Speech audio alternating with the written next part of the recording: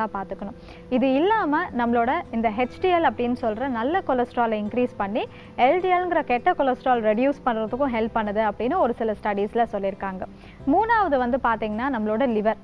இப்போ லிவரோட மெயின் ஃபங்க்ஷன்ஸில் வந்து ஒரு சிலது சொல்லணும் அப்படின்னாக்கா ப்ரோட்டீன் சிந்தசிஸ் பண்ணுறது, அதே மாதிரி ஃபேட்ஸை பிரேக் டவுன் பண்ணுறது, இந்த மாதிரி நிறையா இருக்குது இல்லையா.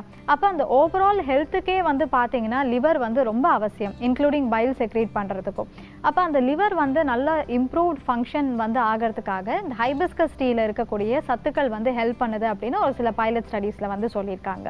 இதை தாண்டி இப்போ பாக்டீரியாஸ்னால வரக்கூடிய இன்ஃபெக்ஷன்ஸ், குறிப்பாக pneumonia, bronchitis, urinary tract infections, இந்த மாதிரியான நோய்களுக்கு எதிராகவும் செயல்படுற ஆற்றல் வந்து இந்த ஹைபிஸ்கஸில் இருக்கக்கூடிய சத்துக்களுக்கு இருக்குது அப்படின்னு சொல்கிறாங்க. பொதுவாக வந்து இந்த ஹைபிஸ்கஸ் டீ வந்து நேச்சுரல் அண்ட் சேஃபும் கூட.